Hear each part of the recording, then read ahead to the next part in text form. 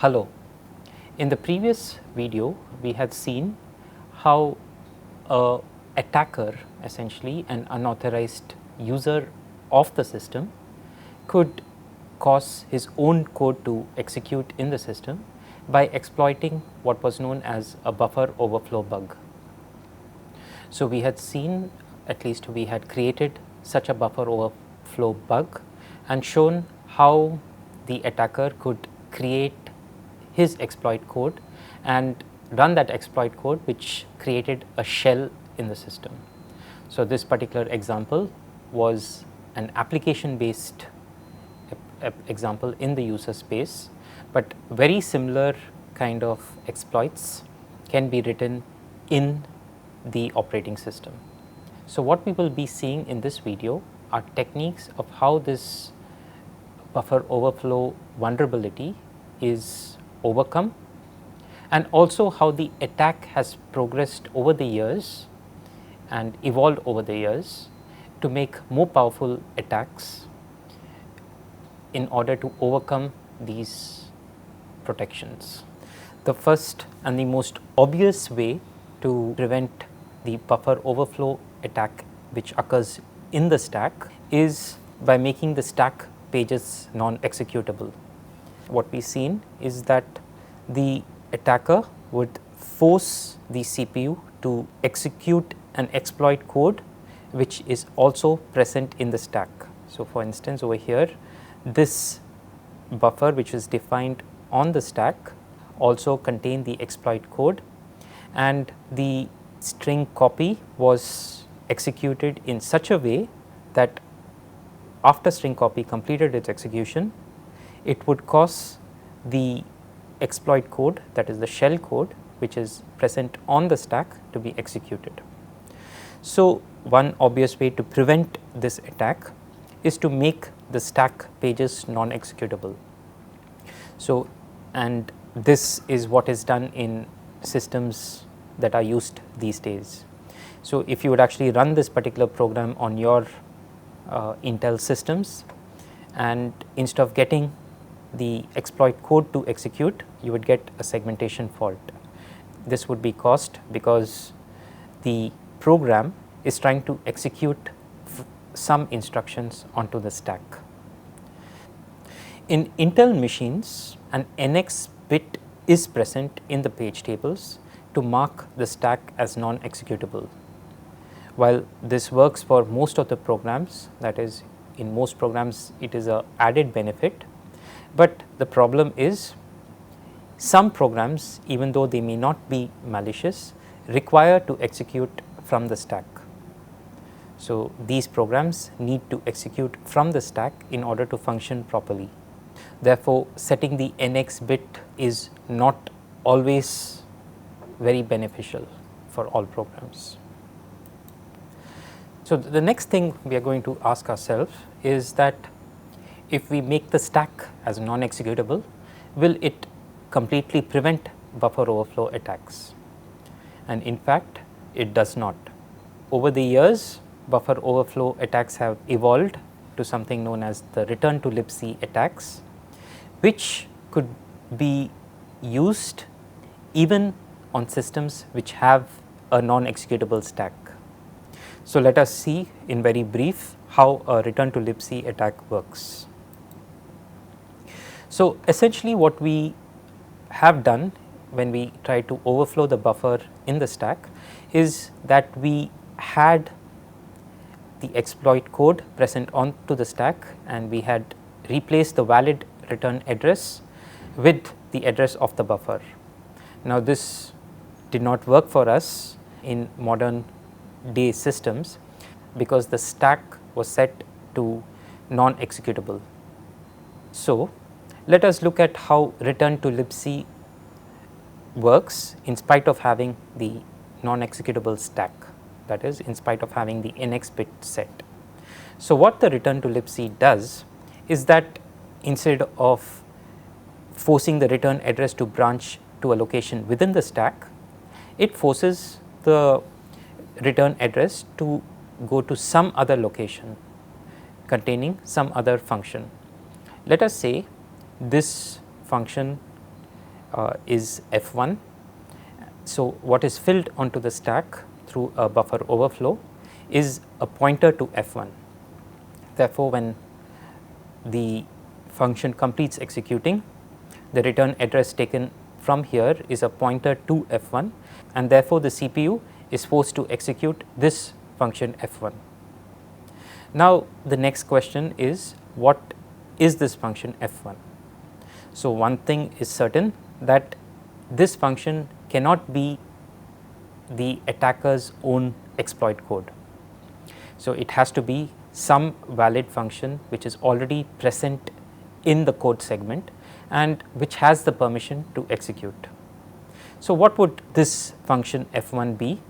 That is point number 1.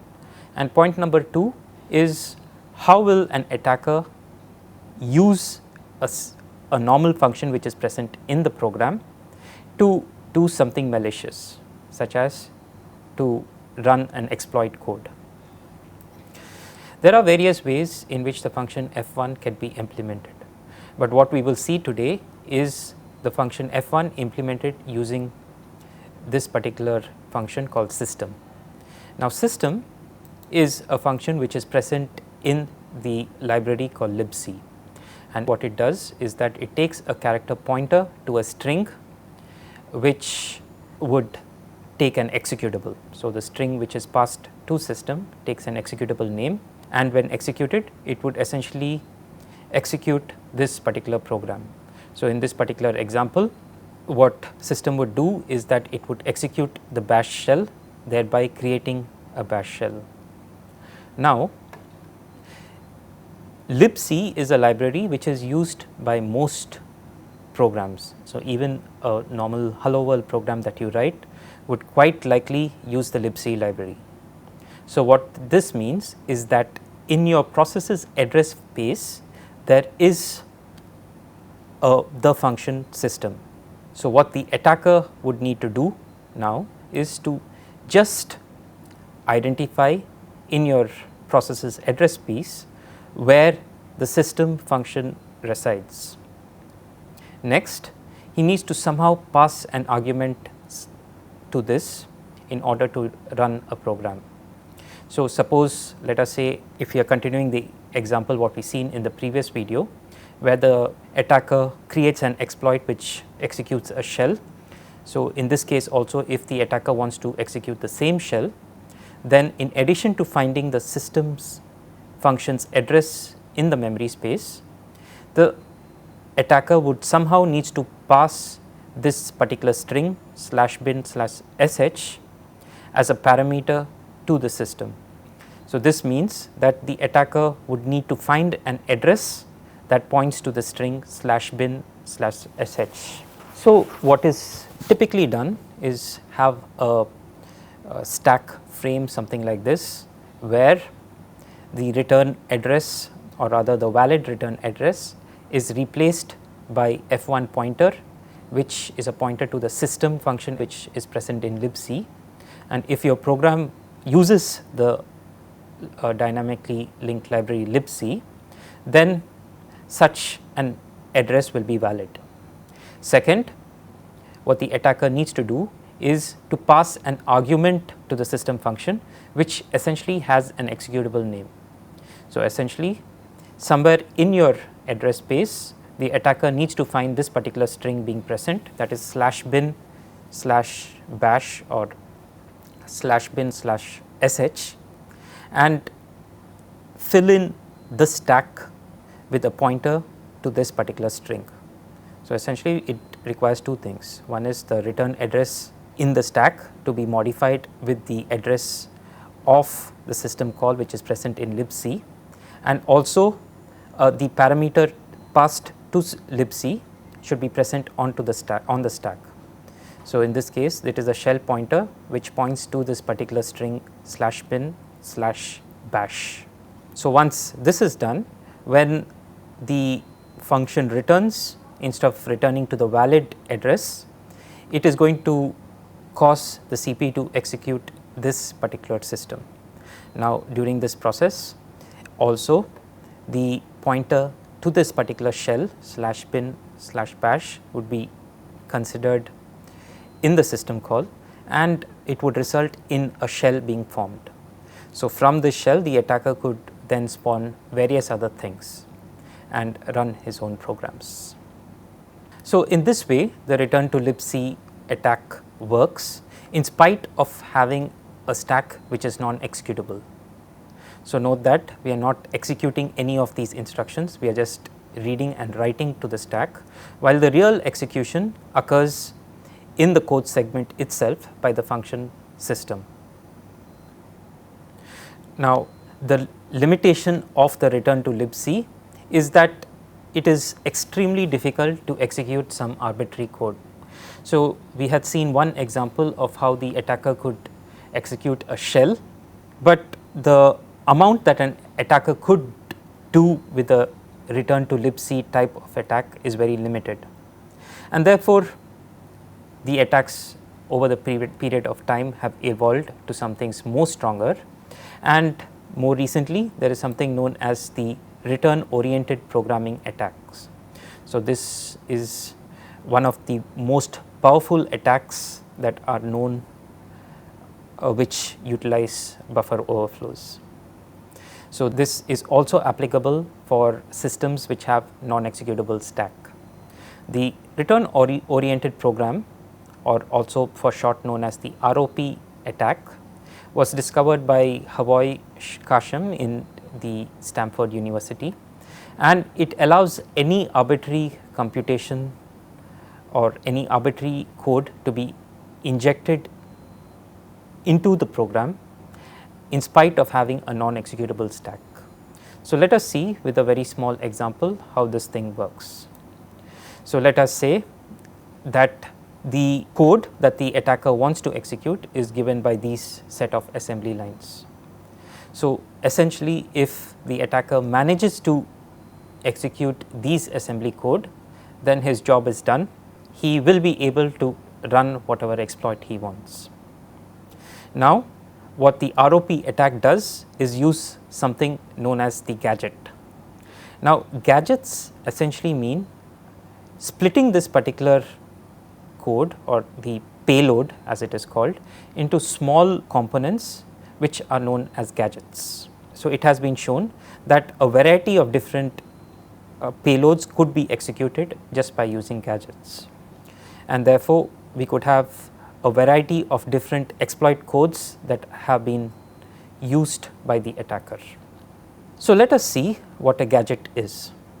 So, essentially a gadget is some useful instruction, and when I say useful instruction over here, it means that it is one of these instructions in the payload that it needs to be executed as part of the exploit, followed by a RET, a return.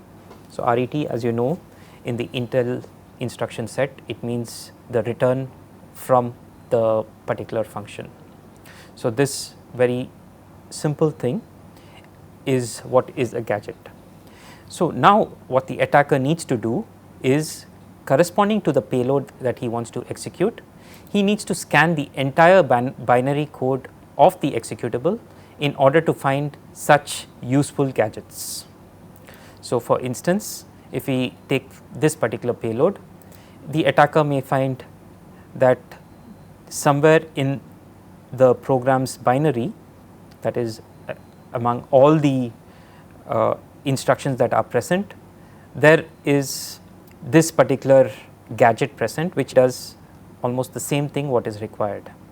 That is, this particular instruction in the payload is move ESI, 0x8 ESI, and this exact same thing is present over here.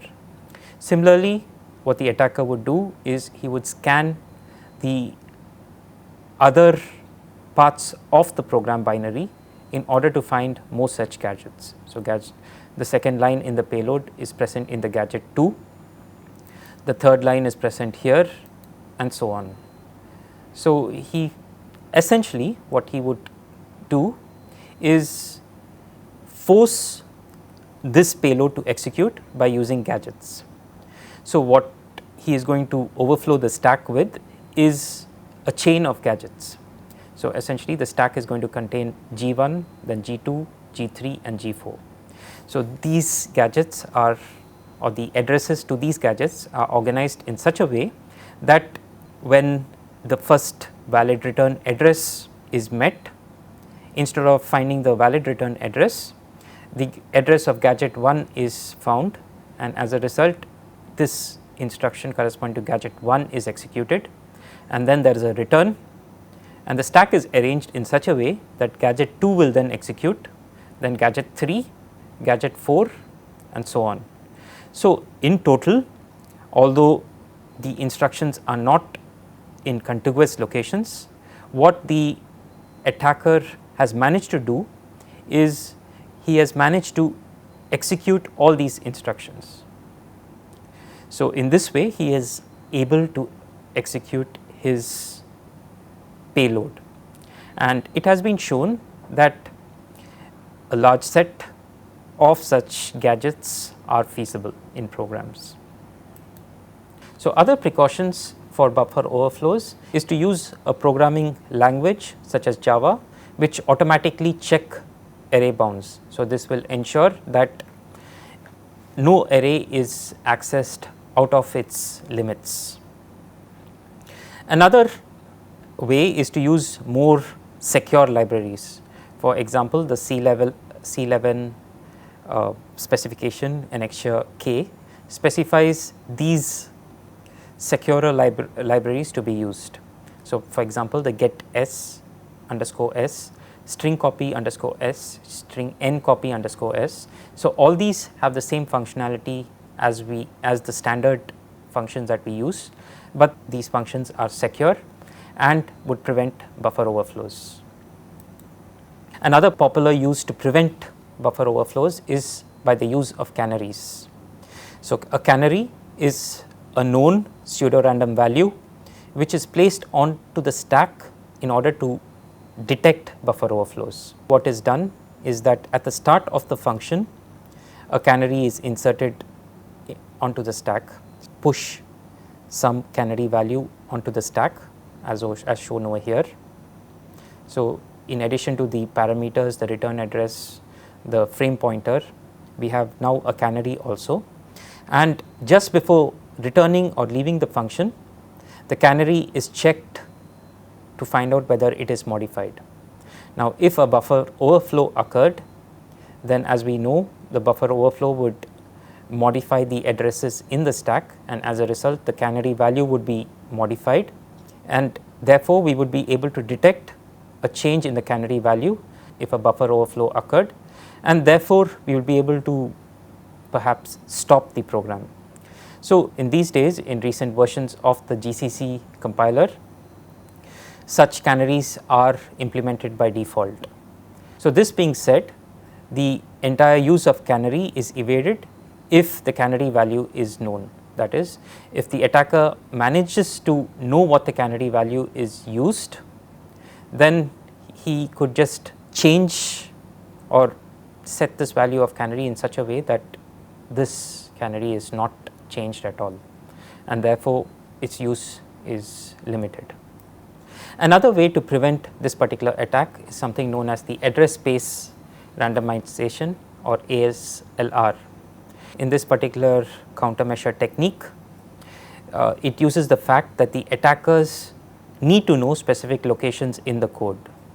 In the return-to-libc attack, for instance, the attacker needed to know where the function f1, or in our example where the function system was located in the program space. Now, if we had ASLR enabled, then the layout of the address space is randomized. Therefore, the attacker would find it difficult to determine where exactly the function is present that needs to be exploited. In other words, the attacker would find it difficult to find out where the function system is present in the address space. Thus, it would make the attack much more difficult. Thank you.